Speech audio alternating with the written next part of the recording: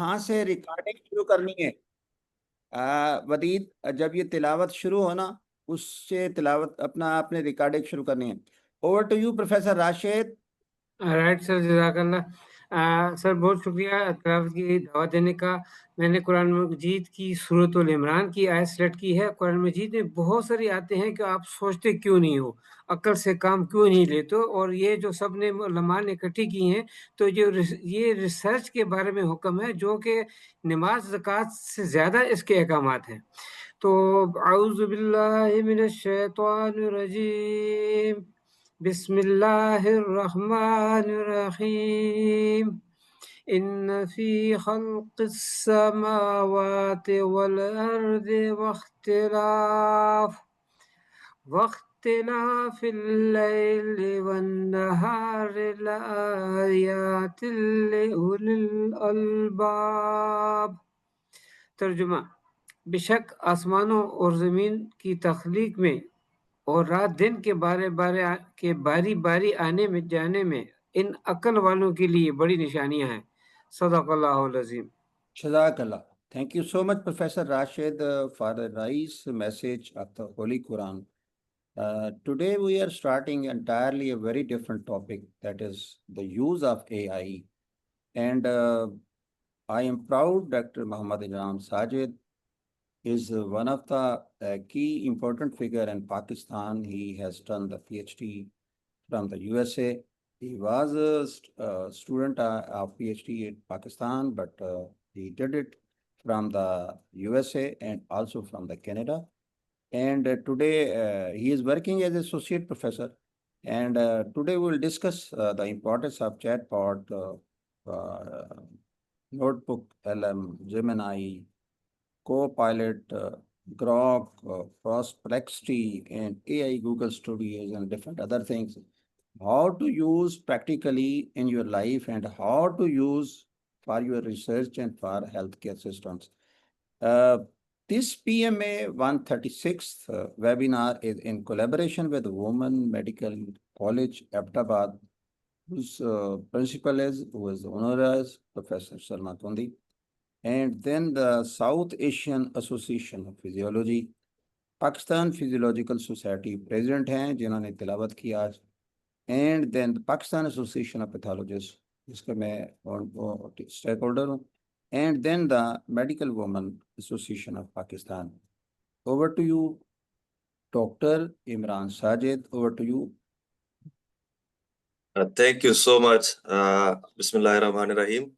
सबसे पहले डॉक्टर मुलाजिम हुसैन, प्रोफेसर राशिद महमूद और बाकी तमाम मुअज़्ज़िज़ीन जो तमाम मेरा ख्याल में मेरे इल्म के मुताबिक सारे मेडिकल शोबे से वाबस्ता हैं, और उसमें मुझे एआई के बारे में थोड़ी सी जो मुझे बसीरत हासिल हुई है, वो मैं चाहूँगा कि मैं आप लोगों के साथ शेयर करूँ।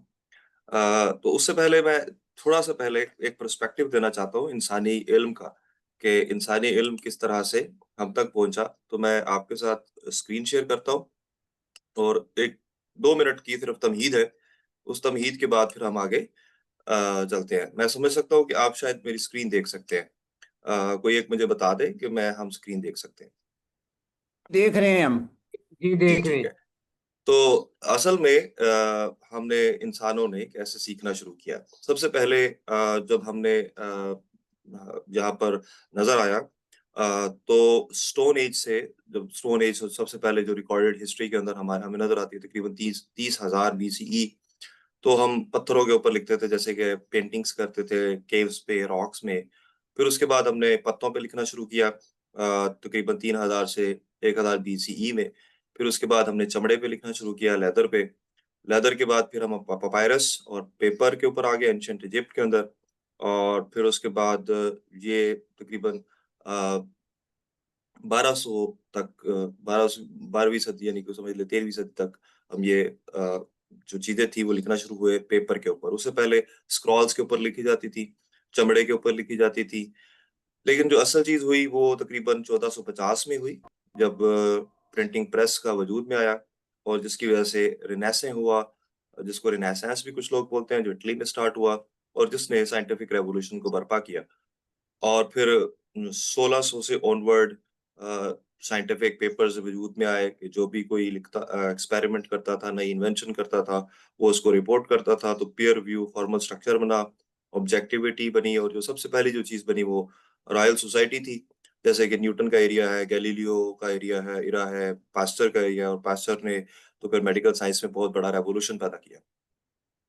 लेकिन हम लोग जो हम में से सीनियर हजरात हैं, जो वो अच्छी तरह से जानते हैं कि 2004 से पहले जब गूगल नहीं आया था, तो उनको रिसर्च करने के लिए लाइब्रेरीज में जाना पड़ता था, और लाइब्रेरीज में जाकर वो जर्नल्स को ढूंढते थे। लाइब्रेरियन का एक बहुत बड़ा किरदार होता था कैटलॉग्स के अंदर, मुतल्लका जो किताब थी उसको ढूंढने के अंदर बहुत बड़ा रोल होता था उसका।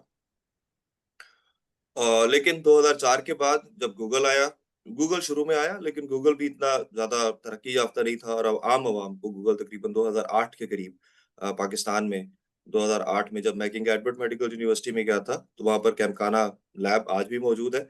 वहाँ पर मेरी आशनाई हुई पहली 2008 में 2008 में गूगल से।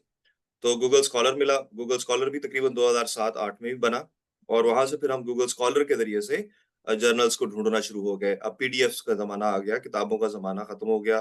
अब जर्नल्स में से कोई शायद ही कोई जाकर जो पेपर वाला जर्नल होता था उसको उठाकर और उसमें से रेफरेंसेस ढूंढता था। अब गूगल स्कॉलर का वक्त आ गया। फिर ये अगरचे ये 90s लेट 90s में आ चुका हुआ था, लेकिन पाकिस्तान में हमें हमें मिला जो 2004 में गूगल की पैदाइश होती है, ये समझने की जरूरत है। और फिर 2008 में गूगल स्कॉलर की पैदाइश होती है, और 2008 से लेकर तकरीबन 2018-19 तक हम PDFs, e books, online courses के ऊपर बहुत ज्यादा रिलाई करते रहे। मूक्स आ गए, इसके अलावा एडेक्स, कोर्सेरा, यूट्यूब, खान एकेडमी, इस तरह की चीजें आ गई। अ, अब फिर बाद में एआई यानी कि आर्टिफिशियल इंटेलिजेंस, जैसे कि चैट जीपीटी वगैरह, इसकी जो बाकायदा जो पैदाइश हुई है वो 17 नवंबर 2022 को हुई है। 17 नवंबर 2022 को पहला चैटबॉट यानी कि चैट जीपीटी ने अनाउंस किया, और वो बहुत ही अजीब सा था। मतलब कोई इतना काम का नहीं था, लेकिन एक अच्छा था, खेलने के लिए अच्छी चीज थी, और उस लेकिन उससे कोई प्रैक्टिकली कोई काम नहीं लिया जा सकता था। लेकिन ओवर द टाइम 2022 से लेकर और अब 2025 जून में, इन दो तकरीबन 2 ढाई सालों में, 3 सालों में काफी ज्यादा तब्दीलियां आ गई हैं।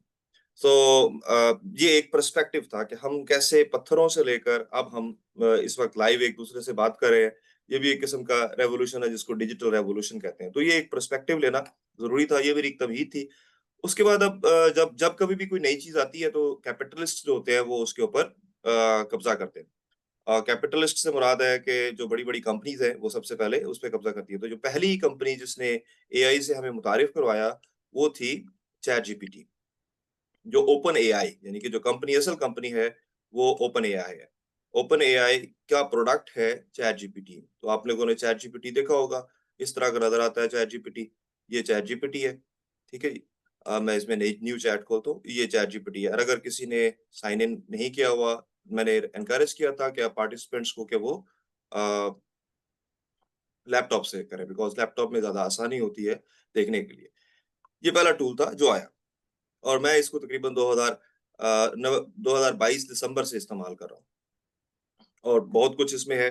चैट जीपीटी के बाद जब ओपन एआई काफी ज्यादा तरक्की कर रही थी आहिस्ता आहिस्ता, तो गूगल उस वक्त कहीं भी नहीं था। लेकिन फिर बाद में डीप सीक आया दरमियान में, और उसकी काफी ज्यादा चर्चा भी हुआ, बहुत ज्यादा लोगों को में मशहूरी हुई। तो डीप सीक के आने की वजह से ओपन एआई को और दूसरे जो बड़े बड़े जाइंट्स थे उनको झटका लगा। तो उन्होंने वो काम यानी कि डीप सीक ने जो चीजें सामने मंजर पे लाई थी वो उन्होंने अडॉप्ट कर ली, जिसको अब डीप रिसर्च कहते हैं। तो हर एआई टूल के अंदर, जो के साथ मैंने शुरू में एड के अंदर भी प्रोफेसर मुलाजिम साहब से रिक्वेस्ट करके कहा था कि हम सब साइन अप कर लें। तो दूसरा जो टूल है वो हमारे पास जेमिनाई है, और जेमिनाई गूगल का प्रोडक्ट है। जैसे ओपन एआई का प्रोडक्ट चैट जीपीटी है, इस तरह से गूगल का प्रोडक्ट जेमिनाई है। जेमिनाई, नोटबुक एलएम और एआई गूगल स्टूडियो, ये तीनों जो है ये गूगल के प्रोडक्ट्स। गूगल का पूरा इकोसिस्टम है, क्योंकि इसके पास सारी रिसर्च है, सारा डेटाबेस इसके पास है। इवन गूगल स्कॉलर इसका है, फिर इसके अलावा जितने बड़े बड़े डेटाबेसेस हैं वो सारे इसी के हैं। इस वजह से इसको एडवांटेज है, और आज के दिन एआई के अंदर जो रूल कर रहा है वो गूगल ही है। उसके बाद जो तीसरा बड़ा जिन है वो है कोपायलट। कोपायलट जो है वो माइक्रोसॉफ्ट का प्रोडक्ट है। तो ये तीसरा टूल हो गया माइक्रोसॉफ्ट, इसको समझना ज़रूरी है कि कोपायलट जो है वो माइक्रोसॉफ्ट का है। फिर उसके बाद जो एक और प्रोडक्ट है उसका नाम है मैनस। मैनस चाइना का प्रोडक्ट है, ये एक एआई एजेंट है जो कि जेमिनी की तरह ही काम करता है। और फिर उसके अलावा परप्लेक्सिटी, ये एक इंडिया का एक सीईओ है, वैसे तो ये है तो कैलिफोर्निया बेस्ड, लेकिन इंडिया के एक सीईओ है जो इसको लीड कर रहे हैं। ये अभी बहुत पीछे रह गए हैं। परप्लेक्सिटी शुरू में जब आया था तो बहुत आगे था, लेकिन अब ये खत्म हो चुका है। तो अब ये समझना चाहिए कि अब ये 5-6 जायंट्स हैं, जैसे कि माइक्रोसॉफ्ट है, गूगल है, फिर उसके अलावा ग्रॉक जो है, एक और रह गया ग्रॉक। ग्रॉक जो है वो ट्विटर का यानी कि प्रोडक्ट है। ये ट्विटर का प्रोडक्ट है, यानी कि टेस्ला और इलन मस्क का प्रोडक्ट है। तो माइक्रोसॉफ्ट, ट्विटर, गूगल और फिर इसके अलावा चाइना का जो मैनेस है, ये टूल्स है। तो एक आपने टूल्स, गूगल स्टूडियो भी कहा था। जी ये एक AI Google studio, AI Google studio, ये एआई गूगल स्टूडियो है। इसके यहाँ पर ये आप अगर साइन देख सके तो एआई गूगल स्टूडियो का नोटबुक एलएम और जेमिनी, ये तीनों जो है गूगल के प्रोडक्ट्स हैं। ग्रॉक जो है वो ट्विटर का प्रोडक्ट है, परप्लेक्सिटी एक इंडिपेंडेंट प्रोडक्ट है, कोपायलट माइक्रोसॉफ्ट का प्रोडक्ट है, चैट जीपीटी ओपन एआई का प्रोडक्ट है और मैनेस चाइना का एक प्रोडक्ट है। ये टूल्स हैं सिर्फ। जैसे प्लास एक टूल है, जैसे हम सर्जरी करते हैं तो उसमें हमारे पास स्कैलपेल एक टूल है, तो टूल बजाते खुद कुछ नहीं है, हम इस टूल को यूज कैसे करते हैं ये अहम है। और ये जानना कि ये टूल की सलाहियत क्या है, कि इस टूल से मैं क्या-क्या कर सकता हूँ, कि मैं हथौड़ी से कील ठोक सकता हूँ या मैं हथौड़ी से सर्जरी कर सकता हूँ। तो मुझे ये शनासाई होना ज़रूरी है कि मैं एक टूल से क्या-क्या कर सकता हूँ और इसकी टूल की लिमिटेशंस क्या है और इस टूल की एडवांटेजेस क्या है या इसकी सलाहियतें क्या हैं। अ, अब मैं आगाज़ करता हूँ, मेरा ख़्याल में सबसे पहले मैं चैट जीपीटी तो बहुत ज़्यादा लोग यूज़ कर रहे हैं। उसी से आगाज़ करते हैं, चैट जीपीटी। तो जब हम चैट जीपीटी देखते हैं, तो इस तरह से चैट जीपीटी खुलेगा। चैट जीपीटी में आप देखेंगे तो यहाँ पर डिफरेंट तरह के मॉडल्स नज़र आएँगे। आपको चैट जीपीटी 4 ओ नज़र आ रहा है, ओ 3 नज़र आ रहा है, ओ 4 मिनी नज़र आ रहा है, ओ 4 मिनी हाई नज़र आ रहा है, 4.5, 4.1, 4.1 मिनी। जब ये आया था तो चैट जीपीटी 1 से स्टार्ट हुआ था, तो आप देख लें कि 1 से अब ये 4o तक पहुंच चुके हैं और अभी जो नई न्यूज़ है कि चैट जीपीटी 5 जो है जुलाई के सेकंड वीक में आएगा, चैट जीपीटी 5।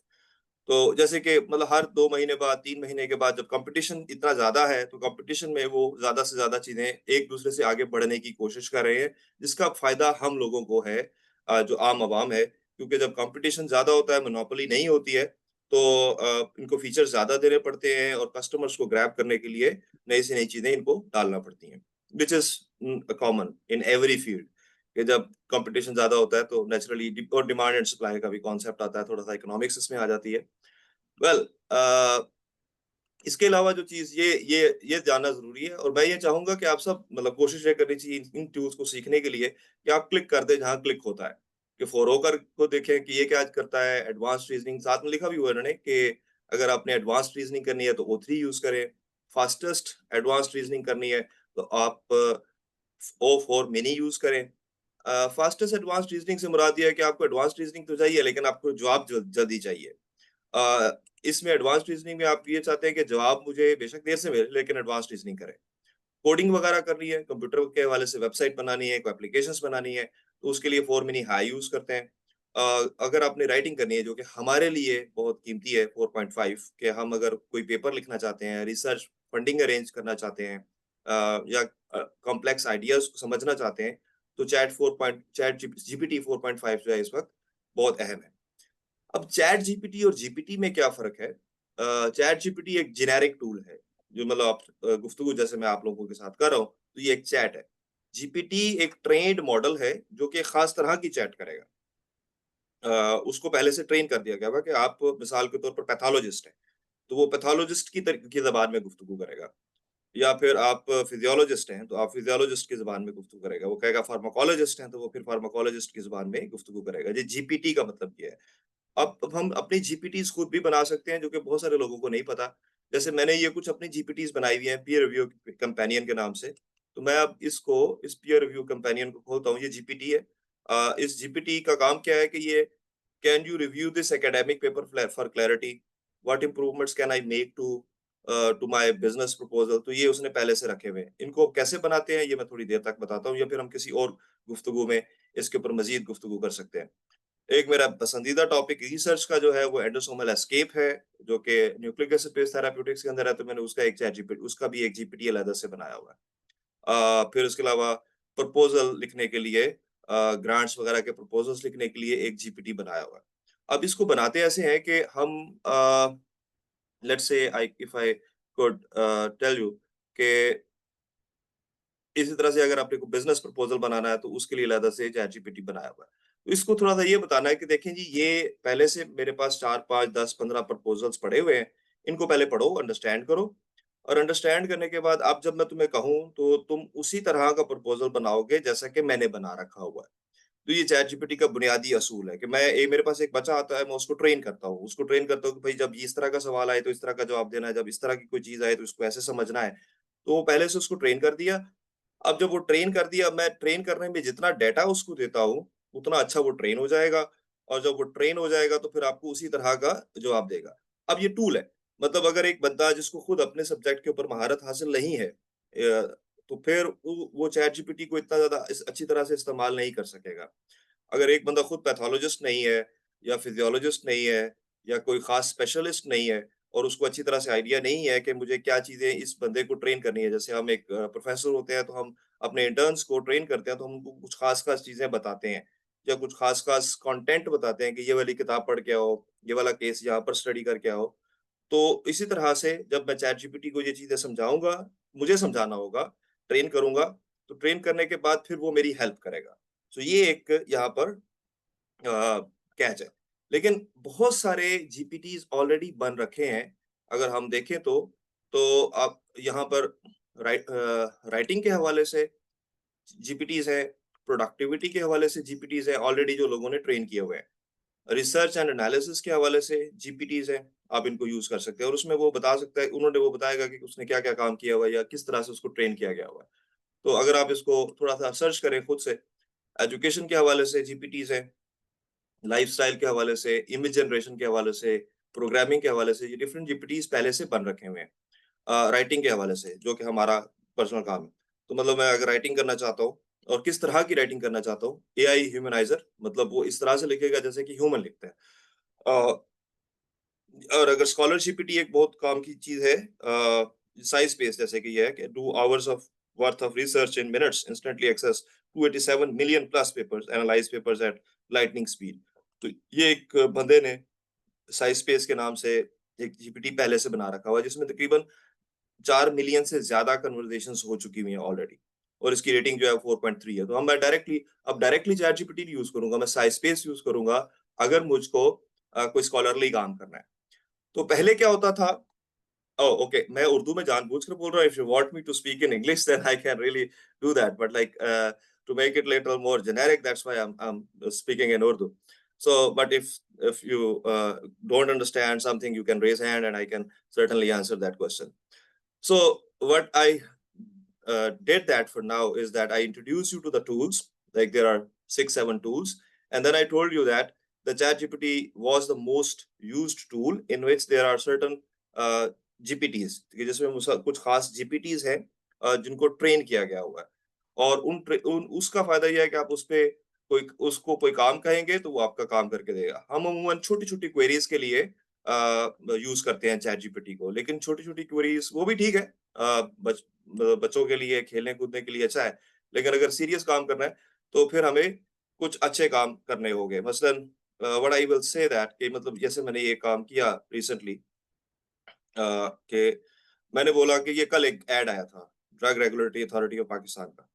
तो what is the call for action from me at city pharmaceuticals. तो उस अब एग्जैक्टली मैं स्पेसिफिक होकर बता रहा हूँ कि मुझे बताएं कि मैं इस मकसद के लिए क्या क्या काम कर सकता हूँ, और वो मेरी गुफ्तगू से पहले से वाकिफ है।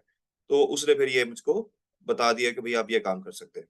ठीक है, ये एक छोटी सी बात थी, लेकिन काफी बड़े बड़े काम मतलब हम सर्च कर सकते हैं इसे। मगर मैं अपने तौर पर चैट जीपीटी से इतना ज्यादा अब मुतमईन नहीं हूँ, क्योंकि चैट जीपीटी बहुत पीछे रह गया है और जेमिनी बहुत आगे चला गया है। वेल हम इसका कॉन्टेक्स्ट सबसे पहले देना ज़रूरी है। मैं कोई नई चैट स्टार्ट करता हूँ, और नई चैट स्टार्ट करके लेट्स से हम कुछ टॉपिक लिखना चाहते हैं, तो एक और चीज़ भी है कि ये एक स्पीकर है, आप स्पीकर के ज़रिए से बोलें इसको और ये खुद ब खुद ही मेरी वॉइस को टेक्स्ट में कन्वर्ट कर देगा। इसको हम वॉइस टू टेक्स्ट फीचर कह सकते हैं। दूसरा फीचर एक इसका ये है कि आप इसके साथ गुफ्तगू भी कर सकते हैं। बिल्कुल ऐसे ही जैसे मैं करके दिखाता हूँ कि मतलब ये आपके साथ खोला, तो अब आपके साथ ये आई थिंक मेरा माइक्रोफ़ोन या शायद चल पड़े।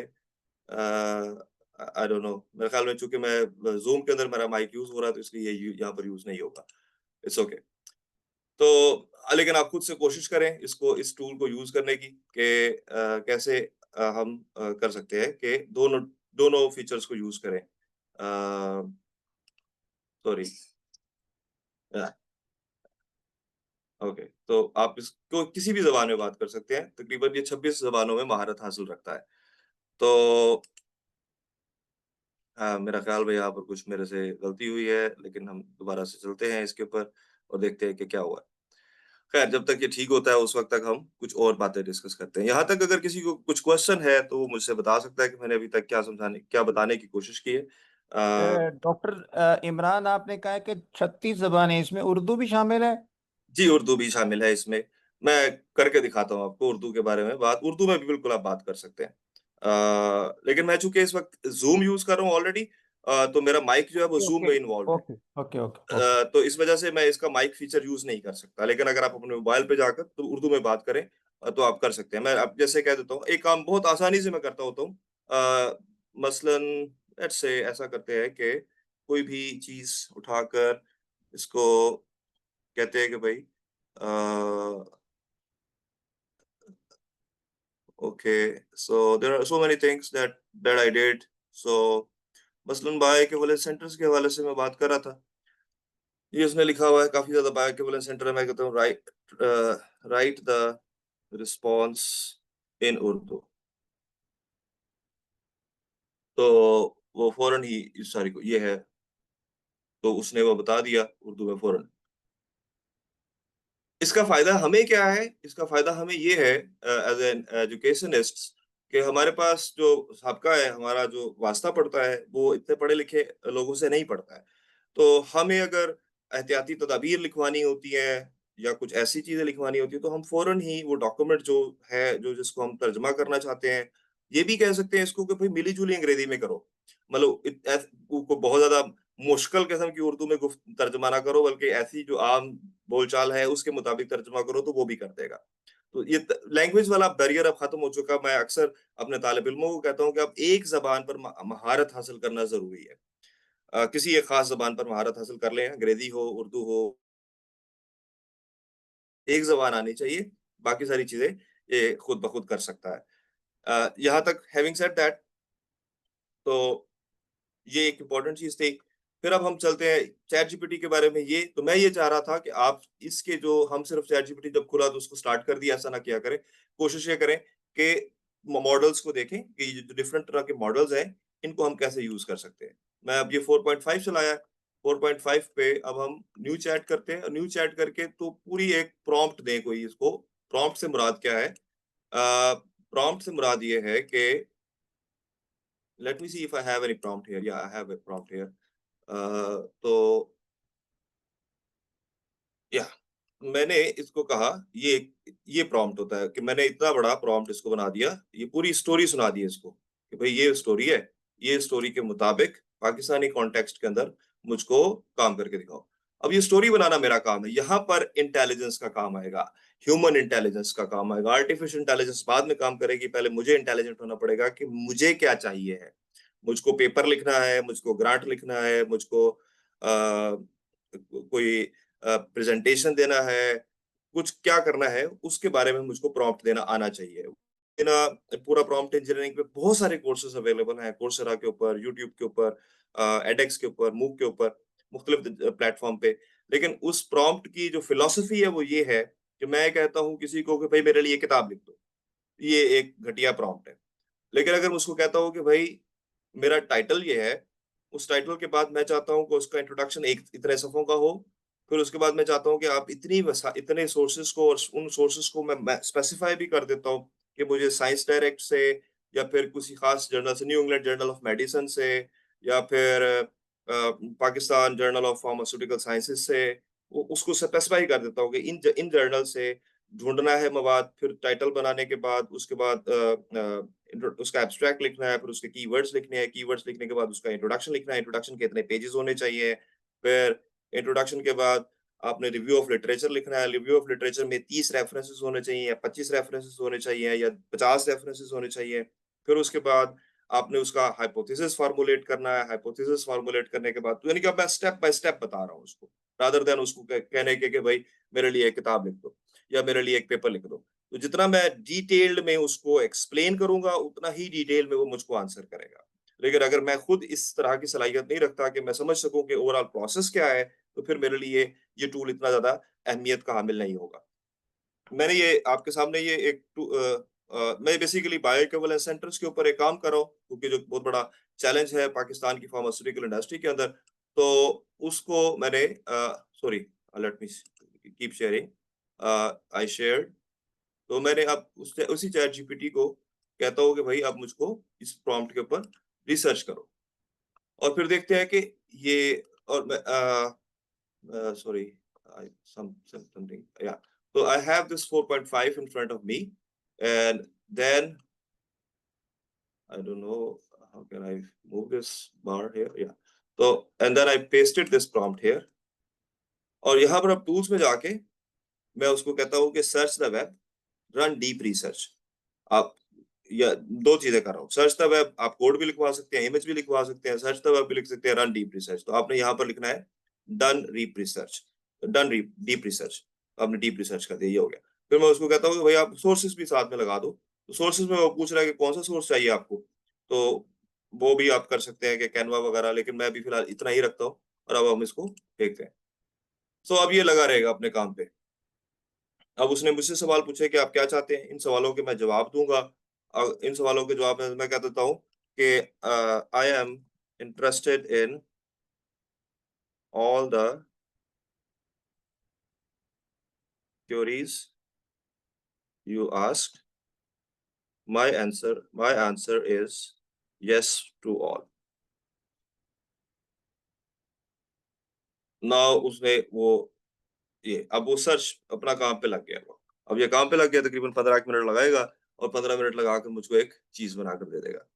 तो हम इसको खोल सकते हैं, खोल के देख भी सकते हैं कि ये काम क्या कर रहा है, इसकी एक्टिविटी क्या है, कि ये अब और ये किन-किन सोर्सेज को चेक कर रहा है। ठीक है? It takes time. तो मतलब बेसिकली हमारे लिए अब इतनी बड़ी अच्छी मशीन आ गई कि अब मैंने उसको बताया कि काम करो, तो ये देख रहा है bio equivalence centres in Canada and replicate the strategy for Pakistan. ठीक है? कनाडा में कौन से बायो इक्विवेलेंस सेंटर्स हैं और हम उनको किस तरह से पाकिस्तान में रेप्लिकेट कर सकते हैं, ये उसको काम दिया है। Same thing we can do with the Gemini.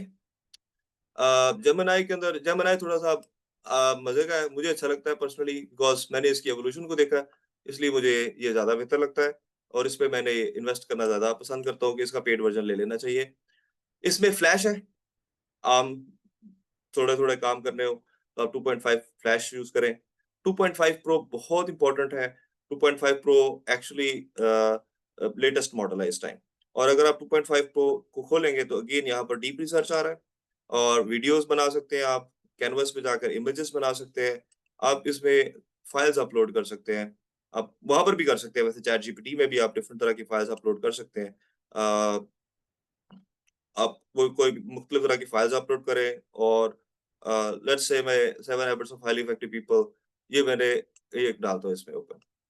ठीक है? तो फिर साथ में उसको डीप रिसर्च करने के लिए कहता हूँ, तो वो डीप रिसर्च कर सकता है। लेकिन हम चूंकि मेडिकल साइंसेज से मुतालिक है, तो हम देखता हूँ मैं कि कुछ मेडिकल साइंसेज से निकल आए, मसलन what I can do, biochem, let's see, okay, let's see। इस दौरान जब तक कि मैं ये करता हूँ, ये ICGEB एक वेबसाइट थी, मतलब एक प्रपोजल था, ग्रांट प्रपोजल थी, तो मैं ये चाह रहा था कि हम इसके ऊपर एंटी माइक्रोबियल रेजिस्टेंस के ऊपर कुछ काम करें, तो मैंने ये रिसर्च प्रपोजल इसको लिख देता हूँ यहाँ पर, ये मैंने इसके ऊपर डाल दिया, एंटी माइक्रोबियल रेजिस्टेंस के ऊपर, और मैं आपको कहता हूँ read the attached proposal and draft a proposal for me to submit in HEC NIH, sorry, not in HEC NIH, submit in NIH Pakistan for securing the funding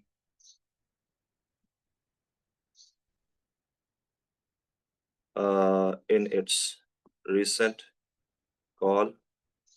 Search for already approved proposal and give me the ideas where I can make significant contribution. तो ये एक मैंने prompt लिखा, although ये छोटा prompt है, मैं अमूमन, और ये prompt is writing prompt is actually a very brain intensive activity, so you need to think through what you want. और अब वो सर्च कर रहा है, जस्ट अ सेकंड, जितनी देर में ये सर्च करता है हम वापस चलते हैं चैट जीपीटी को, देखते हैं कि वो कहाँ तक पहुंचा है।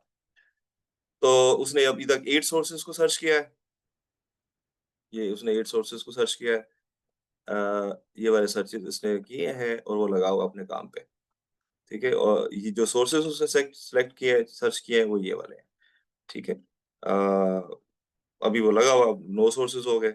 इसी तरह से अब मैंने इसको तो मैंने काम पे लगाया ही था, अब जेमिनी को भी काम पे लगाया हुआ है। अब जेमिनी क्या कहता है, ये जेमिनी ये कहता है जी कि मैं अब ये काम करूंगा, ये काम करूंगा, ये 8 उसने काम बता दिए, ये मैं 8 काम करूंगा। आप इन 8 कामों से मुत्तफिक है तो मैं कह दूंगा जी मुत्तफिक हूँ। अगर मैं नहीं मुत्तफिक हूँ तो मैं इसको एडिट कर सकता हूँ, इन रिजल्ट्स को एडिट प्लान कर सकता हूँ, कि मैं प्लान को एडिट कर सकता हूँ। पहले मुझे उसको पढ़ना पड़ेगा, पढ़ने के बाद उसका प्लान एडिट कर सकता हूँ, अपनी मर्जी का कुछ मजीद ऐड कर सकता हूँ। ये उसको खुद समझ आया, जो मैंने प्रॉम्प्ट दिया उससे उसको ये समझ आया है। लेकिन अगर मुझे लगता है कि उसको सही समझ नहीं आया है तो मैं अपना प्लान उसको एडिट करवा सकता हूँ, फिर मैं कहता हूँ स्टार्ट सर्च।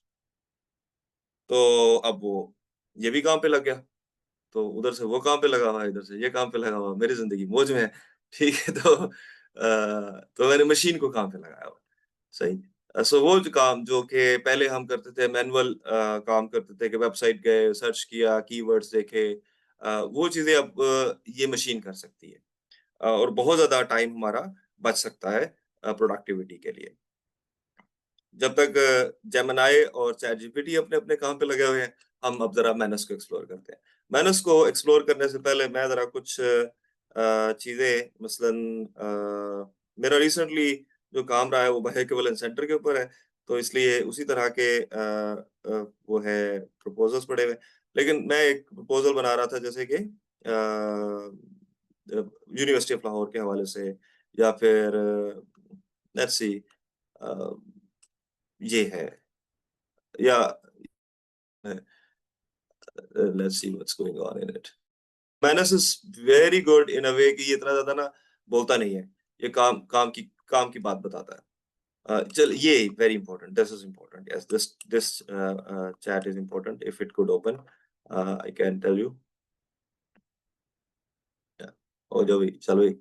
तो जितनी देर में मैं ये बात करता हूँ, आपके जहन में कुछ सवाल हैं तो वो मुझसे पूछिए, ताकि जरा इंटरेक्टिव हो जाए और मुझको समझ में आ जाए कि आपको क्या समझ में आ रहा है, या कि आपको क्या I think if you ask the question directly to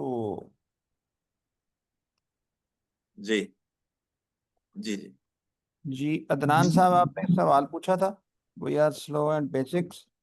Anybody else? Excuse me, sir. जी doctor Gul Mohammad AP Rahman medical college Peshawar. Sir मेरा ये क्वेश्चन है कि कैसे हम अपने सुपरवाइजर CPSP या चीफ एडिटर को सेटिस्फाई करेंगे जब हम कोई वर्क AI से जनरेट करते हैं।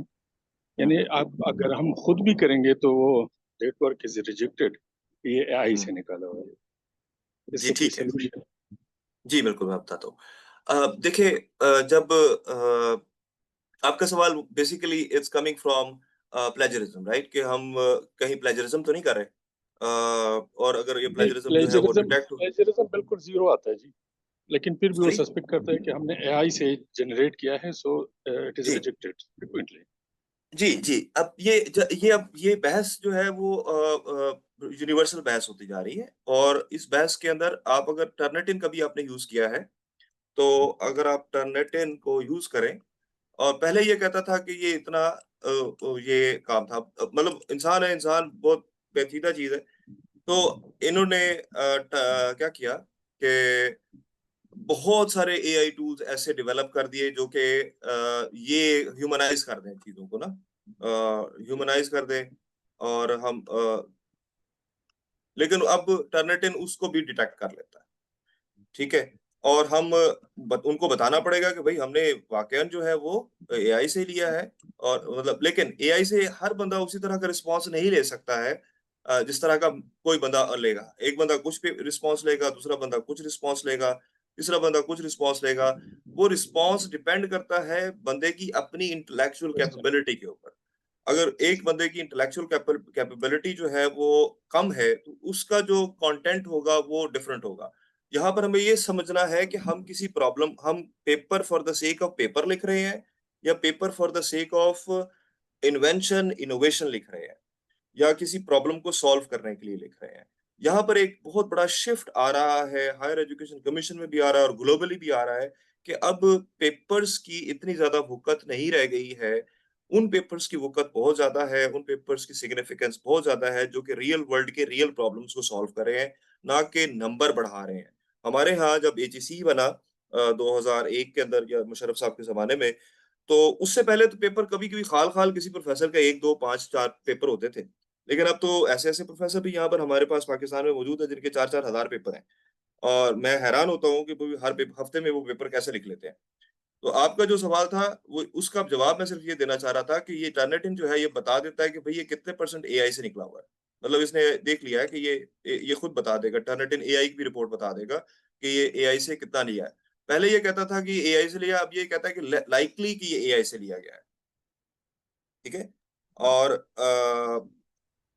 और आपको सिर्फ डिक्लेयर करना होता है, अगर आप जर्नल जो लेटेस्ट जर्नल्स हैं उनको चेक करें, तो डिक्लेयर करना होता है कि जी मैंने एआई की हेल्प ली है, या मैंने एआई की हेल्प कैसे सर नहीं ली है। डिक्लेयर करेंगे? बल्कि अभी 9 में से 9 रिजेक्ट हुए थे जी प्रपोजल्स, और उसमें 4 एआई जनरेटेड है और 5 कंफर्म्ड खुद से उन्होंने लिखे थे, जी लेकिन जी दे वर रिजेक्टेड बाय द सुपरवाइजर कि नहीं ये आई से लिखा हुआ है, वो कसमें खा रहे थे। तो ये फिर क्या करें sir? It has been introduced in our society in population throughout the world, sir sir AI से हेल्प ले लें। जी मैं आपकी बात से मुत्तफिक हूँ, चूंकि मैं समझ रहा हूँ कि आप जो बात कर रहे हैं, कि डेटा तो मौजूद है, डेटा तो ऑलरेडी अवेलेबल है। आप अगर मिसाल के तौर पर रिव्यू ऑफ लिटरेचर की बात कर रहे हैं, तो वहां पर एआई आएगी। लेकिन अगर मैं एक्सपेरिमेंट कर रहा हूँ, मैंने एक बंदे की बायोप्सी करनी है, तो बायोप्सी का जो डेटा है वो कभी भी एआई से नहीं निकाल सकती। लेकिन मैं अगर बायोप्सी की जो इमेज है वो किसी और पेपर की उठा के लिख रहा हूँ, तो एआई डिटेक्ट कर लेगी उसको, ठीक है। ठीक सर, तो अब यहाँ पर उसका अब भी इनोवेशन। आपने जी बताया कि उसकी भी सोल्यूशन है, ह्यूमनाइज्ड करवाते हैं, एआई से करवाते हैं, जी और बिल्कुल, नेगेटिव। लेकिन वो भी अब टर्निटिन डिटेक्ट कर लेता है। टर्निटिन आपको बता देगा कि ये आपने जो है वो किस एआई टूल से इसको ह्यूमनाइज करवाया है। सर मेरे ख्याल में अभी टाइम इस तरह आ रहा है, आने वाला, कि all the people, supervisor and CPSP जो अथॉरिटीज है, दे विल एक्सेप्ट कि अगर एआई से जनरेटेड है तो ओके, इट्स ओके, आप वहां तक पहुंचे हैं, मेहनत की है, ये चीज निकाला जी है, so it's okay, hmm. And जी it should be, and it वो विल बी यूनानिमसली एक्सेप्टेड। होगा। सर्टेनली ये हम इसी तरफ जाएंगे, हम इसी तरफ जाएंगे। लेकिन ह्यूमन क्रिएटिविटी खत्म नहीं होगी, ह्यूमन क्रिएटिविटी खत्म नहीं होगी, क्योंकि एक्सपेरिमेंट्स जो है वो खत्म नहीं होंगे। एक्सपेरिमेंट्स की स्पीड बढ़ जाएगी, डेटा की कलेक्शन बढ़ जाएगी। लेकिन जो ओरिजिनल एक्सपेरिमेंट्स हैं, मैं रिसर्च पेपर अगर लिख रहा हूँ तो मुझको एक्सपेरिमेंट करना पड़ेगा। पुराने जमाने में क्या होता था, मैंने बहुत सारे पेपर्स ऐसे देखे हैं, और अगर आप देखें तो बहुत ज्यादा पेपर्स रिट्रैक्ट हो रहे हैं, कि वो क्या करते हैं कि उन्होंने लेट्स से एनिमल सेफ्टी के हवाले से एक्सपेरिमेंट्स किए, लाइक रैबिट्स को कुछ इंजेक्शंस दिए, रैबिट्स को इंजेक्शन देने के बाद उन्होंने कुछ स्लाइड्स ले ली, ये बताने के लिए कि देखें जी इसकी स्प्लीन भी ठीक है, इसका हार्ट भी ठीक है, इसका किडनी भी ठीक है, और वो उसकी हिस्टोलॉजी की पिक्चर्स ले ली। अब वो एक एक पेपर में लगाई और दूसरे पेपर में भी वही लगा दी। तो एआई टूल जो है वो डिटेक्ट कर लेता है इमेज को कि भाई ये वाला जो टूल, ये वाली जो डायग्राम है ये पहले भी रिपोर्ट हुई हुई है, इसका मतलब है कि एक्सपेरिमेंट में कुछ फटा है, और वो फिर पेपर को रिट्रैक्ट करना पड़ा। तो इंडिपेंडेंट वॉचेस हैं, तो ये हमारा सर्टेनली एक एथिकल डायलेमा है जो कि जिसके ऊपर जो पॉलिसी मेकर्स हैं वो ऑलरेडी काम कर रहे हैं, और सिर्फ पाकिस्तान में नहीं, ये पूरी दुनिया में काम कर रहे हैं कि किस तरह से हम ह्यूमन प्रोडक्टिविटी को बढ़ाएं और प्रॉब्लम्स को सॉल्व करें, रादर देन हम इस गुफ्तगू के अंदर अपने आप अपनी तवानाई ज़ाया करें कि भाई आपने लाइब्रेरी से पे जर्नल उठाकर पढ़ा है तो वो ठीक है, बहुत अच्छा है, लेकिन अगर आपने गूगल स्कॉलर से पेपर को पीडीएफ से पढ़ा है तो वो बुरा है, या फिर आपने एआई से पेपर निकाल के पढ़ा है तो वो बुरा है। ऐसा नहीं है। हमें ये पर्सपेक्टिव देखना पड़ेगा कि जब कोई बंदा, जब अवेलेबल ही नहीं थी गूगल, तो उनको लाइब्रेरी में बैठ के पढ़ना पड़ता था।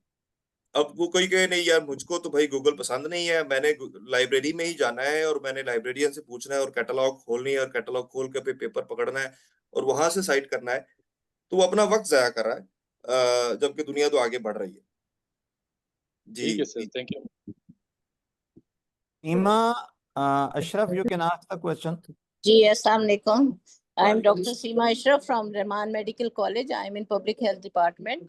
तो भी आप सब भी मेडिकल कॉलेज से भी एसोसिएटेड हैं काफी सारे लोग, तो हमारी स्टूडेंट रिसर्चेस होते हैं ना, तो अभी हमारे स्पेशली 4th ईयर में पब्लिक हेल्थ की रिसर्चेस होते हैं। अभी हमें यही प्रॉब्लम बहुत ज्यादा हम फेस कर रहे हैं इस साल भी और पिछले साल भी। Obviously our students are much smarter than us, तो उनको हम जब कहते हैं कि भाई मेक अ synopsis on some topics, we discuss different topics, then we select a topic and then accordingly, and then they put that thing in the chat GPT or any other tool, and then they bring the synopsis directly. They are not doing the literature search. When we ask them to come and defend their synopsis, then they are nowhere.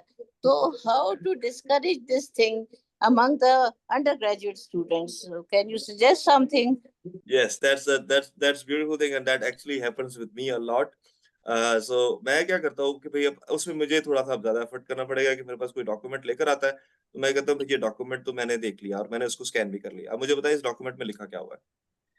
तो अगर आप वो मुझको बता देगा तो उसको फौरन ही बच्चा बता देगा कि उसको कुछ नहीं आता होगा, मुझे पता है क्योंकि उसने चैट जीपीटी से निकाला है। तो मैं जब गुफ्तगू का आगाज किया तो मैंने इस बात पे बिल्कुल एम्फेसिस दिया था कि पहले अपने सब्जेक्ट का एक्सपर्ट होना ज़रूरी है। पहले मुझको उस ट्रायल में से गुज़रना ज़रूरी है, जिस ट्रायल में से हम सब लोग गुज़रे, कि गाइटन की फिजियोलॉजी पढ़ना पड़ेगी और पैथोलॉजी पढ़ना पड़ेगी और उसके अलावा फिर कुमार एंड कार्टरन की पैथोलॉजी पढ़ना पड़ेगी। अगर नहीं पढ़ेंगे तो फिर हम समझ नहीं सकेंगे। तो फंडामेंटल्स जो हैं, उनको अगर हम करेक्ट नहीं करते हैं, तो एक जो एआई बहुत ज़्यादा मिसगाइड भी करता है।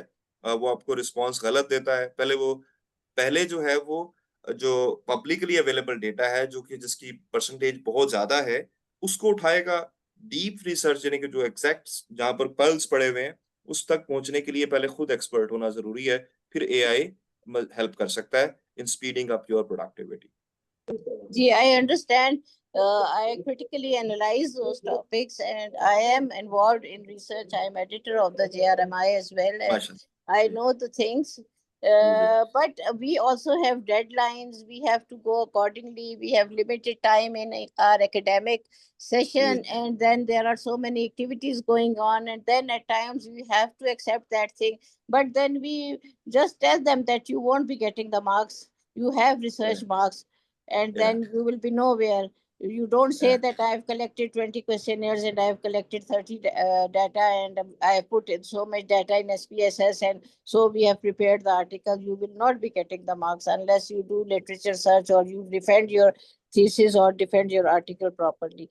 But this True. is just for discussion's sake that we are facing this problem.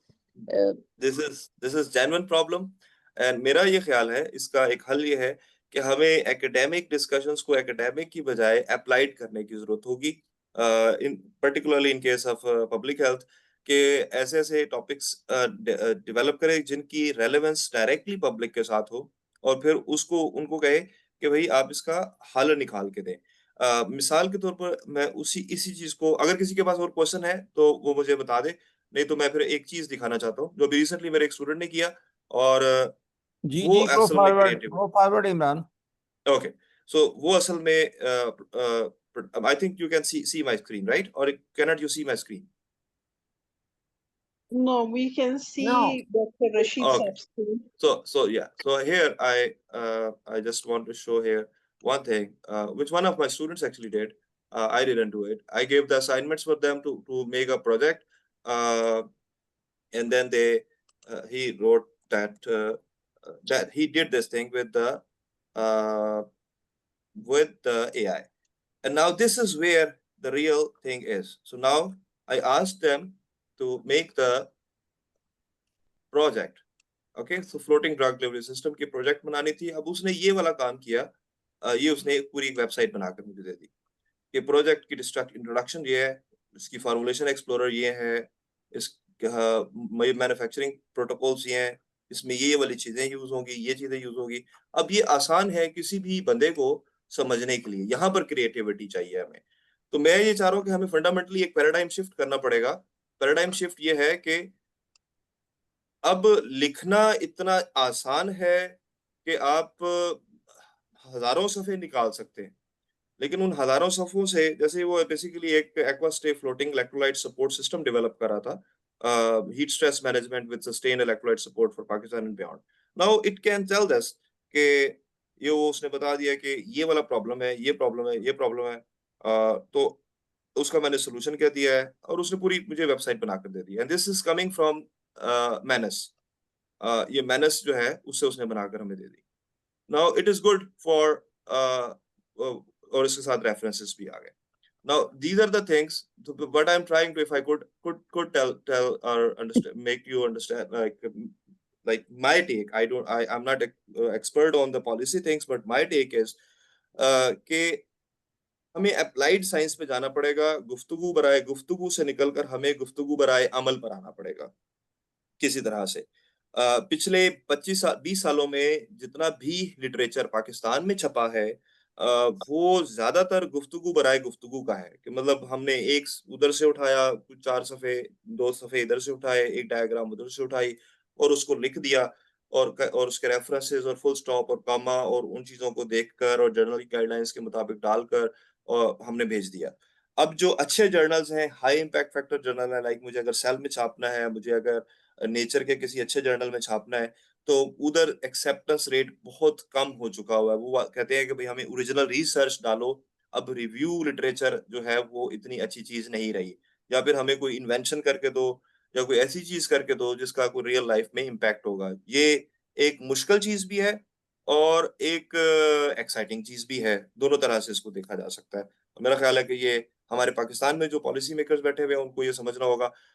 मैं अपनी क्लासों में, जब अपनी क्लासों में होता हूँ, तो 99% ऐसा हो रहा है कि टीचर्स भी चैट जीपीटी यूज कर रहे हैं और स्टूडेंट्स भी चैट जीपीटी यूज कर रहे हैं, और दोनों एक दूसरे को चीट कर रहे हैं। तो मैं ये कहता हूँ कि भाई हमें चीट करने से निकलना पड़ेगा, हमें रियल लर्निंग की तरफ आना पड़ेगा, और ये जो टूल्स हैं ये हमें हेल्प कर सकते हैं रियल लर्निंग के लिए। That's my take. जी, कोई सवाल है तो मुझे पूछे, जी नहीं तो हम जेमिनी से जाके देखते हैं कि उसने क्या किया। तो ये उसने ये जेमिनी में जो भी मैंने उसको क्वेश्चन दिया था उसका उसने जवाब दिया कि national strategy for combating antimicrobial resistance, development of novel antimicrobial peptides and establishment of national pathogen biobank and peptide synthesis source. Executive summary and project, ये कैटेगरी आ गई। टोटल फंड्स जो चाहिए मुझको, स्ट्रक्चर्ड उसका एब्स्ट्रैक्ट आ गया, ऑब्जेक्टिव्स आ गए, methods आ गए, layout आ गया। Now this is all paper, this is all there, but if I don't read it, that is a question. I have to read it, right? And so उसने ये Gantt chart भी बना दिया मुझको कि Gantt chart इसका, and I didn't do anything. You just see that I just gave him the prompt, and then ये सारी websites उसने search की हैं। और if I want to export this document, I export to doc. I export this document to the doc. I don't know why it's not exporting, but let me see why. Yeah, it's exporting it to the doc. तो ये document में export कर रहा है, और फिर वहां से मैं इसको डाउनलोड कर सकता हूँ into the Microsoft Word. I can do some edits and I can make the अब फ्यू थिंग्स। मतलब हमें अब इसकी बेसिस पे काम करने की जरूरत है। तो डाटा एक्सेस करना अब आसान हो चुका हुआ है, डाटा को एक्सेस करना बहुत आसान है इन अ वे के अब आपके सामने मैंने एक तरफ प्रपोजल डाला और उसने उसको कर दिया। देन हम उसकी तरफ चलते हैं चैट जीपीटी की तरफ, कि चैट जीपीटी ने अभी तक क्या किया कि उसने अभी तक 33 सोर्सेस किए हैं।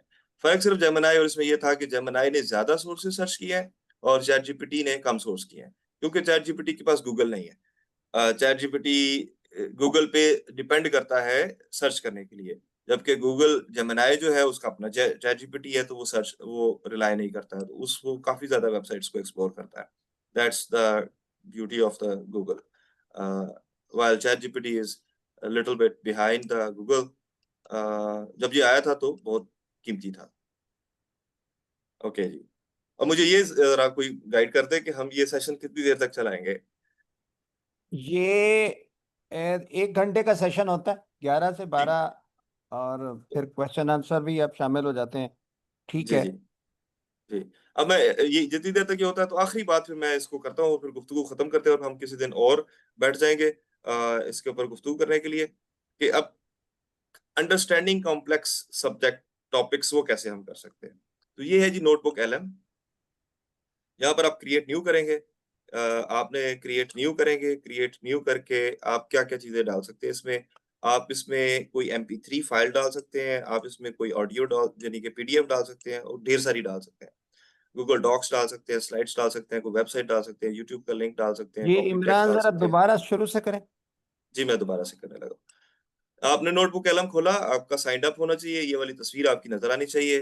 फिर आपने ये काले वाले बटन को खोलना है। जब काला वाला बटन चल गया तो आपने यहाँ पर क्रिएट न्यू करना है, क्रिएट न्यू। आपने क्रिएट न्यू किया। जब आपने क्रिएट न्यू किया तो आपके पास ये डायलॉग आएगा, आप अपलोड करेंगे, चूज फाइल, कुछ भी। ये मुख्तलिफ तरह की चीजें हैं जो आप कर सकते हैं। फ्री वर्जन के अंदर आप तकरीबन 50 के करीब सोर्सेस ऐड कर सकते हैं, और ये जो मेरे पास पेड वर्जन है इसके अंदर आप 300 के करीब यूज कर सकते हैं। गुड न्यूज है कि अगर आप एक दफा गूगल की प्रोडक्ट ले लेते हैं तो आपके पास नोटबुक एलएम भी फ्री है, जेमिनी भी फ्री है, और एक AI गूगल स्टूडियो भी फ्री है। तो आप चूज फाइल करेंगे, यहाँ से चूज फाइल करके हम कोई भी, मसलन मैं पूरी की पूरी किताब डाल सकता हूँ इसमें। बुक्स में मसलन मैंने 7 habits of highly effective people डाल देता हूँ। चले, ये किताब मैंने इसमें डाल दी। ये किताब, एक किताब अभी सिर्फ मैंने डाली है जो तकरीबन 400 सफ़ों की किताब है। वो किताब अभी अपलोड हो गई अपलोड। उसने इसके बारे में समरी बता दी इसकी। जो इसमें बहुत खूबसूरत बात है वो माइंड मैप है। तो माइंड मैप हम इसको जनरेट करें, ये साथ में यहाँ पर ये माइंड मैप जनरेट हो रहा है। फिर उसके बाद इसकी स्टडी गाइड बना देते हैं हम, इसके फ्रीक्वेंटली आस्क्ड क्वेश्चंस बना देते हैं, इसके ब्रीफिंग डॉक बना देते हैं, इसकी टाइमलाइन बना देते हैं। तो ये खुद ब खुद ही विद इन फ्यू सेकंड्स ये सारी चीजें बनाना शुरू कर देगा। अब अगर मैं वाकई संजीदा हूँ इस किताब को समझने के लिए, तो ये उसने फ्रीक्वेंटली आस्क्ड क्वेश्चंस बना दिए। ठीक है, फिर मैं दोबारा स्टूडियो में जाऊंगा और मैं माइंड मैप को देखने की कोशिश करूंगा। अभी तक जनरेट नहीं हुआ, लेकिन ये टाइमलाइन आ गई उसकी कि ये प्री 76 में क्या हुआ था, फिर 76 से 20th सेंचुरी तक क्या हुआ, फिर मिड 20th सेंचुरी तक क्या हुआ। उसने पूरा टाइमलाइन बना दिया उस पूरे डॉक्यूमेंट में से, और उसमें कौन कौन से कैरेक्टर्स हैं वो सारे उसने बता दिए। और फिर उसके बाद हम देखते हैं कि फ्रीक्वेंटली आस्क्ड क्वेश्चंस हो चुके थे, या ब्रीफिंग डॉक क्या है, तो इसने बता दिया कि ब्रीफिंग डॉक में ये है, ये चीजें हैं। But again, no one can replace reading actively, no tool can do that. Like Google आने से पढ़ने की सलाहियत तो मतलब जब अगर मैं लैपटॉप पे पढ़ता हूँ या मैं हार्ड कॉपी पे पढ़ता हूँ, पढ़ना तो फिर भी मुझको पड़ेगा और उसको समझना पड़ेगा, और उसमें से मुझे सवाल जवाब करना पड़ेंगे। और अभी ये मैं इसको काफी बड़ा कंटेंट था, इस वजह से इसको मैप बनाने में जरा मुश्किल हो रहा है, लेकिन आप मैप देखेंगे तो आपको लगेगा कमाल की चीज है होगी। और मैं अब दोबारा से मैं चलता हूँ इसी तरफ। तो ये मेरे पास कुछ पहले से बने हुए हैं, मसलन ये सारी बुक्स पढ़ी हुई हैं। मैंने क्या किया कि ये बायोकेमिस्ट्री के मेरे पास नोट्स थे, अपने ही मेरे नोट्स थे, बायोकेमिस्ट्री जो मैं पढ़ाता हूँ, तो उसके अंदर ये उर्दू मतलब मेरी हैंड रिटन नोट्स हैं। हैंड रिटन नोट्स को मैंने इसमें डाला और उसने उन हैंड रिटन नोट्स को पिक कर लिया, और पिक करने के बाद उसको समझ भी लिया और समझने के बाद उसका माइंड मैप भी बना दिया। अब ये उसका माइंड मैप है कि बायोकेमिस्ट्री क्या होती है जी, यहाँ से स्टार्ट करते हैं। बायोकेमिस्ट्री क्या होती है, ये होती है जी ब्रांच ऑफ साइंस है जी, ठीक है जी। उसके बाद क्या है, थोड़ा सा मैं इधर अगर जा सकूं तो इसको थोड़ा सा इधर ले आऊं, या इंपॉर्टेंट कॉन्सेप्ट्स क्या है, इंपॉर्टेंट फंक्शनल ग्रुप्स कौन से हैं, इंपॉर्टेंट बॉन्ड्स और लिंकेजेस क्या है, कार्बोहाइड्रेट्स क्या है, अमीनो एसिड्स क्या है, लिपिड्स क्या है। मतलब बेसिकली इस कंटेंट के अंदर ये पांच ये चीजें हैं। तो मैं देखता हूँ अमीनो एसिड्स में क्या है, प्रोटीनोजेनिक अमीनो एसिड है, फिर उनकी क्लासिफिकेशन है, उसने ये क्लासिफिकेशन दिखा दी। क्लासिफिकेशन में एलिफेटिक अमीनो एसिड्स कौन से हैं, ये उसने एलिफेटिक बता दिए। उसने एरोमेटिक अमीनो एसिड्स कौन से हैं, ये उसने। और ये हैंड रिटन डॉक्यूमेंट है, मैं आपको ओरिजिनल डॉक्यूमेंट भी दिखा देता हूँ। FPGEE FPGEE सो ये वाला डॉक्यूमेंट था जो मैंने इसको डाला था। मैं आपको दिखा देता हूँ ताकि आपको समझ में आएगा यार ये भी सलाहियत इसके अंदर है कि सिर्फ हैंड रिटन पेज जो कि मैंने अपने खुद से लिखा, ये मैंने डाला हुआ इसमें। You can see that this is the document that I entered in the notebook LM, and he came up with that mind map that you were just seeing a while ago. इसको जरा So, दोबारा repeat करें। मैंने ये कहा है कि जी ये नोटबुक इसको LM में मैं दोबारा गया। डालें और वो मैप जैसे बनाते हैं दोबारा डालें। अच्छा जी, मैं करता हूँ दोबारा आपके सामने करता हूँ जी। ये ले, मैं इसको बंद करता हूँ और इसको ये मैं नई नोटबुक खोलता हूँ। यहाँ से खुल गया, क्रिएट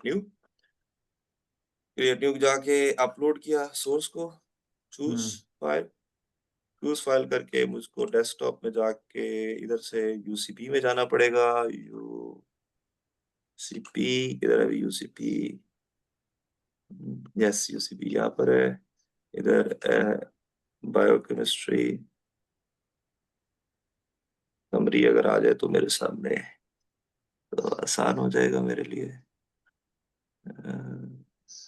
FPG लिखता हूँ, FPG लेट मी सी के मैं वो पढ़ा कहाँ पर हुआ है, FPGE ये कहाँ पर पड़ा है, Imran Sajid desktop biochem summer. Okay, choose file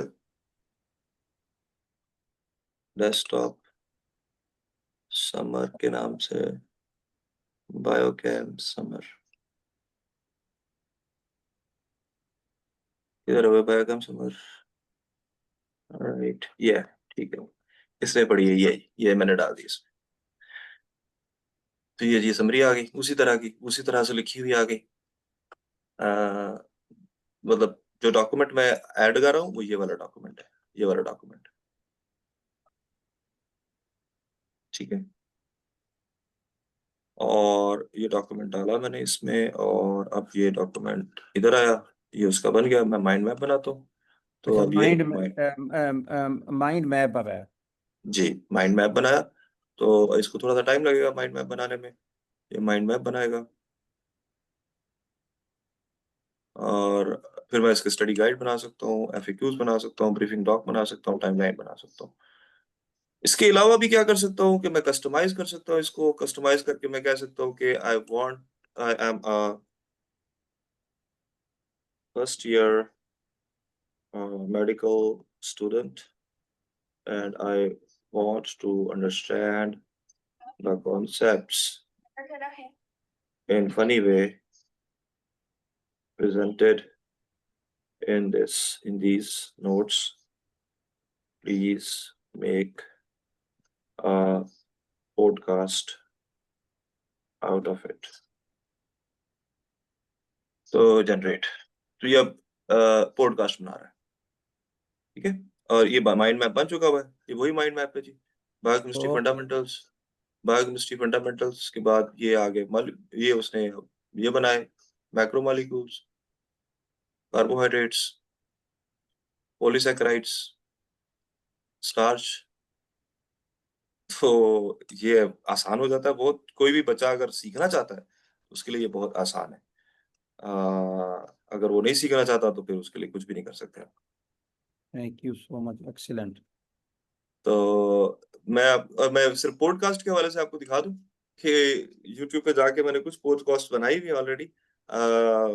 बहुत मजे की चीज है वो पॉडकास्ट वाली भी, इसी के अंदर नोटबुक एलएम के अंदर। Let me see where is notebook LM, yes this is here. So I go back here and I tell you there are, so for example ये सेंचुरी ऑफ द सेल्फ है। Century of the self की ये जो video है ये तकरीबन 4 घंटे की है।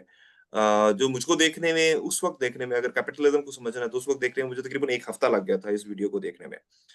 लेकिन अब इस वीडियो को समझने में वो बड़ा आसान है कि सेंचुरी ऑफ द सेल्फ मैंने 4 घंटे में क्यों खर्च करूं। मैं सिर्फ इसको देखूंगा कि इसमें क्या क्या लिखा हुआ है। ये basically century of the self है जो कि पिछली सेंचुरी है। साइगमंड फ्राइड का क्या कॉन्सेप्ट है, साइगमंड सॉरी दोबारा से उसी के ऊपर चलते हैं। ये मतलब मेरा मकसद इस वक्त मौजू समझाना नहीं है, मेरा मकसद ये बताना है कि इसकी सलाहियत क्या है। ये उसने ये चीजें की, लिबरेशन ऑफ द सेल्फ ये चीजें बताई, शिफ्ट्स एंड टैक्टिक्स ये चीजें उसने बताई। तो ये बहुत आसान हो जाता है किसी भी कंटेंट के अंदर एंगेज करना। अब मैं आपको ये इसकी जो ओरिजिनल वीडियो है वो दिखा देता हूँ कि इसका जो ओरिजिनल वीडियो है वो ये है। इसको खोल के देखते हैं तो ये आप देखें 3 घंटे 54 सेकंड और इतने मिनट की वीडियो है। One of my favorite, I encourage everyone, if anyone wants to understand capitalism, that he must or she must understand what happened in the like need किस तरह से want में convert हुई, और फिर ये मेरा पर्सनल टॉपिक था। खैर, तो अब यूट्यूब की वीडियो भी डाल सकते हैं। फिर उसके अलावा मसलन मेडिकल बिलिंग सीखना चाह रहा था एक बच्चा, तो उसने वो मेडिकल बिलिंग के हवाले से ये कोर्सेस, ये सारी चीजें डाल दी उसने। ठीक है, फिर उसमें एक ऑप्शन और भी है, डिस्कवर में वो आप बताएंगे कि आपको मजीद इससे रिलेटेड कोई सोर्सेज है, वो मैं कहूंगा इसको search for the related sources and add them into the sources. तो मैं सबमिट करता हूँ, अब ये खुद मेरे बिहाफ पे सर्च कर रहा है इस पर्टिकुलर कंटेंट के हवाले से सोर्सेस को, और ये आ गया। ओके, अब मैं ये देखूंगा कि वो मुझको डालने हैं कि नहीं डालने, मैं उनको सिलेक्ट कर सकता हूँ, उनको अनसिलेक्ट कर सकता हूँ, कौन सा मुझे डालना है कौन सा नहीं डालना, ये मेरी अपने ऊपर है। सो गुफ्तगू को तमाम करता हूँ मैं इस बात से कि ये टूल्स तो मौजूद हैं। मेरे पास अगर टेस्ला मौजूद हो तो वो टेस्ला मेरे किसी काम की नहीं है जब तक कि मैं उसको चलाऊंगा नहीं, और जब मैं उसको चलाऊंगा तो मुझे चलाना आ जाएगी। लेकिन अगर मैं टेस्ला पड़ी हुई है लोगों को दिखाने के लिए तो फिर तो मेरे किसी काम की नहीं है। तो मैं ये चाहता हूँ कि इन टूल्स को आप इंस्टॉल करें, साइन अप करें। साइन अप करने के बाद हर टूल में जो जो चीजें देखने की है, अगर आपने डीप रिसर्च करना है टॉपिक को, तो हर टूल के अंदर डीप रिसर्च वाला बटन ढूंढना है कि ये कहाँ पर है। मैं आपको दिखा सकता हूँ। वैसे मतलब ग्रॉक के अंदर अगर आप देखेंगे तो ग्रॉक के अंदर भी डीप रिसर्च मौजूद है। फ्री वर्जन वालों के लिए आसानी है क्योंकि मैं पेड वर्जन यूज करता हूँ, लेकिन फ्री वर्जन वाली ये देखें यहाँ पर डीप रिसर्च पड़ा हुआ है। आपने इसको क्लिक करके तो फिर अपना प्रॉम्प्ट लिखना है। अब परप्लेक्सिटी में जाएंगे, ये परप्लेक्सिटी है, तो परप्लेक्सिटी में भी यहाँ पर देखेंगे, ये वाला बटन देखेंगे तो वहां पर लिखा हुआ वेब ढूंढना है आपने। ये वेब है, एकेडमिक करना है, सर्च फॉर एकेडमिक पेपर्स, ये इसको ऑन कर लें तो अब ये एकेडमिक पेपर्स को ढूंढेगा। ठीक है, और सर्च करेगा। फिर उसके बाद ये जितने भी बटन हैं इनको देखें, ये डीप रिसर्च ऑन टॉपिक, ये क्लिक हो गया तो अब ये डीप रिसर्च भी करेगा। Got it. तो अब कोपायलट पे चले जाएं, ये कोपायलट आ गया, कोपायलट भी डीप रिसर्च करेगा। ये क्विक रिस्पॉन्स नहीं जी, थिंक डीपर करेगा। तो मैं ये चाहता था कि हम सब जो है वो इन टूल्स को इस्तेमाल करें। और मैनस में बहुत जबरदस्त चीज ये है कि मैंने ये दिखा, ये आखिरी मतलब अगर से काफी ज्यादा कंटेंट है, मैंने काफी ज्यादा आप लोगों को बोर भी किया होगा तो मैं नहीं उसके नहीं लिए नहीं, हम तो एक ही माजरत खा मिनट, भी हूँ। एक लम्हे के लिए भी हम इस तरफ नहीं हुए। वो आप इसके लिए कहते हैं, गो में रहा रहीने हाँ, से तुम्हारे रोजगार, लेकिन तेरे ख्याल से गाफिल नहीं रहा। एंड थैंक यू शुक्रिया वेरी मच शुक्रिया डॉक्टर शुक्रिया। Imran, I am proud of this, you are very, मेरे एक शागिर्द भी हैं और मुझे बड़ी खुशी भी हो रही है आज इस मकाम पे हैं कि मैं आपसे सीख रहा हूँ। और ये एक प्राउड होता है और बड़ा खूबसूरत मैसेज कि आप खुद सीखें। जब आप सीखना चाहेंगे तो आपको यूज करेंगे। मैं आपको एक एग्जांपल देता हूँ, दुनिया में बहुत सारी कौमें हैं रिसेंटली मुझे चाइना की कौम से वास्ता पड़ा, तो दुनिया में जितनी रिसर्च हो रही है और चाइना कर रहा है, सारे उससे पीछे हैं। तो बेशक वो बेसिक चीज़ों को देख रहे हैं, सब कुछ देख रहे हैं। पाकिस्तान में तो वो बेसिक चीज़ों को भी हम रिसर्च को नहीं देखना चाहते। तो अगर सवालात हैं तो मैं open session for question and answer, और इंटरेक्टिव सेशन था। Professor Salma Kondi, if you want to ask the question, doctor Rashid साहब, और बहुत सारे सीनियर बैठे हैं, डॉक्टर अयूब साहब, डॉक्टर आमिर साहब, डॉक्टर आरिफ साहब, डॉक्टर मियाँ आतिफ साहब, मियाँ रशीद साहब, बहुत सारे और भी, डॉक्टर गजाला जाफरी बैठी हैं, बहुत सारे लोग बैठे हैं, दिलशाद खान साहब भी बैठे हैं। तो anybody want to ask the question? हाँ जी, मेरा क्वेश्चन ये है कि जेमिनी का कितना पेमेंट है, क्योंकि चैट जी जीपीटी तो हम इस लालच में करते हैं कि जी फ्री है। जब चैट जीपीटी भी $20 पर मंथ है और जेमिनी भी $20 पर मंथ है, और जो मैनस है वो भी तकरीबन इतना ही है। तो $20 का मतलब है कि आप समझ ले 5600 रुपया, 5600 per month. Okay, that's not much, लेकिन मैं तो जो चैट जीपीटी यूज कर रही हूँ वो आज तक फ्री है, मैंने तो पे नहीं किया। लेकिन उस जब लिमिटेड जब है हम मैडम, जी, देखिए जी प्लीज। वो लिमिटेड होगा। जो आप वो करती हैं ना पेड में, आप बहुत बहुत सारी चीज़ों को उसमें डिटेक्ट नहीं कर सकेंगी। प्रॉब्ली। ठीक। मैं आपसे इसके बारे में बताता हूँ कि असल में अगेन यहाँ पर भी मार्केटिंग आ जाती है। आप जब फ्री वर्जन यूज करते हैं तो फ्री वर्जन आपको वो थोड़ा सा चस्का लगा देता है। तो जब वो चस्का लग गया आपका, तो फिर वो कहता है कि लो जी अब हमें पैसे दें, तो अब आप इसको खुले यूज करें। तो मैं समझता ये हूँ कि मैं अपने बच्चों को कहता होता हूँ कि भाई 3 मैकडोनल्ड के बर्गर ना खाओ, और 1 महीने की ये जो इन्वेस्टमेंट है ये अपने आप पर कर लो। फायदे में रहोगे, सीखोगे। अगर नहीं सीखना चाहते कोई बात नहीं, ये 6 टूल्स अपने साथ रखो। एक से रज जाओ तो एक की लिमिट खत्म हो जाए तो दूसरे को यूज कर लो, दूसरे की लिमिट यूज खत्म हो जाए तो तीसरे को यूज कर लो, तीसरे की खत्म हो जाए चौथे को यूज कर लो। मेरे पास 8 बंदे हैं, 8 ट्रेंड पीएचडी स्टूडेंट बैठे हुए हैं। तो मैं किसी को कोई काम दे देता हूँ, कोई काम को पायलट को दे देता हूँ, कोई ग्रॉक को दे देता हूँ, कोई जेमिनी को दे देता हूँ। तो उस तरह से भी काम चल जाता है। That's lovely. जी जी जी, राशिद साहब। इमरान साहब, माशाल्लाह बहुत अच्छे तरीके से आपने एक्सप्लेन किया। हमें बताएं कि हम एआई पे डिपेंडेंट होते जा रहे हैं, बूढ़े होते जा रहे हैं, तो ये जो पीपीटी स्लाइड्स बनाने के लिए फ्री वेबसाइट्स ऐसी कौन सी हैं जो कि स्लाइड्स बनाती हैं या एनिमेशन भी कर सकती हैं, तो ऐसी हैं? जी, चैट जीपीटी खुद ये कर सकता है। चैट जीपीटी खुद ये कर सकता है, और इसके अलावा जेमिनी भी खुद कर सकता है। ये दोनों बना सकते हैं इजीली।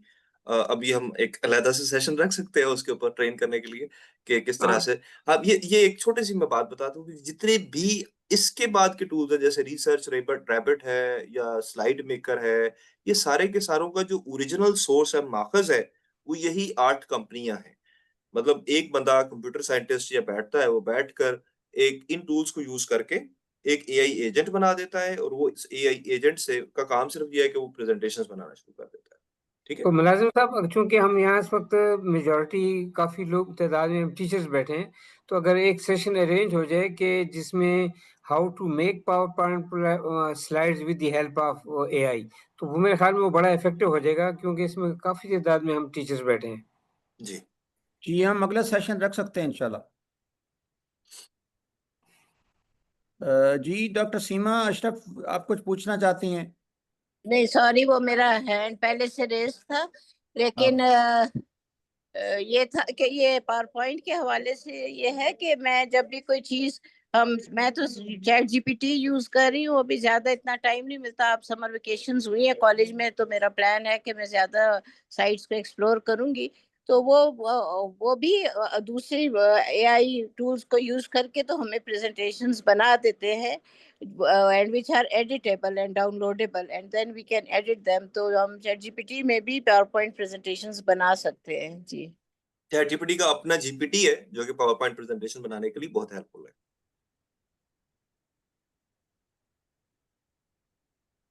बहुत अगर बहुत क्वेश्चन शुक्रगुजार हूँ आंसर आप नहीं लोगों तो का। हम इंशाल्लाह चलते हैं।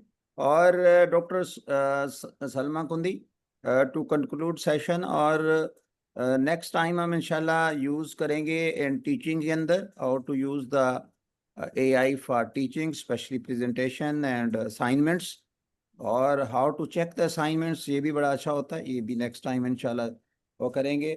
और over to you professor Salma Kundi. Okay जी, थैंक यू मुलाजिम साहब, आपका बहुत शुक्रिया। डॉक्टर मोहम्मद इमरान साजिद साहब, आपने बहुत अच्छी प्रेजेंटेशन दी है, इतनी अच्छी दी है कि मैं अब इंशाल्लाह खरीदने पे आमादा हो गई हूँ जेमिनी को। तो I hope we meet you next time और आप हमें और इल्म दें।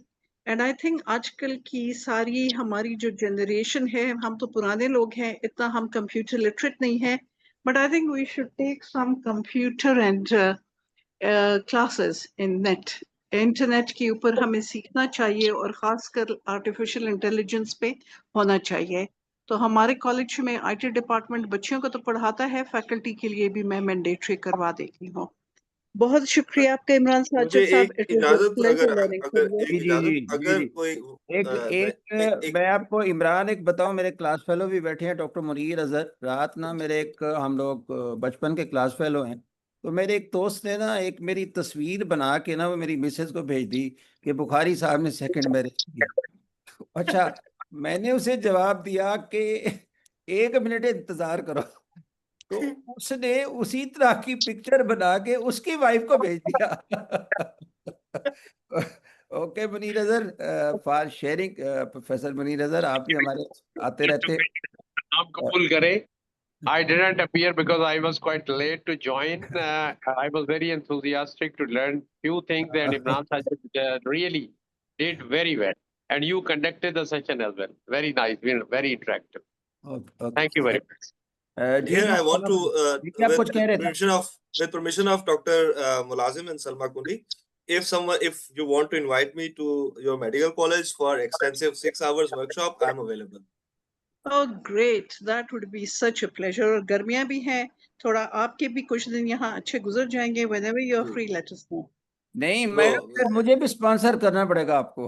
नहीं वो हाँ ये है थोड़ा स्पॉन्सर करेंगे इनको, स्टे हम देंगे और whatever इंशाल्लाह। लेकिन शर्त ये है कि मुलाजिम साहब भी आपके साथ तशरीफ लाएं। इंशाल्लाह इंशाल्लाह। उनके बगैर तो मैं हिलता ही नहीं हूँ।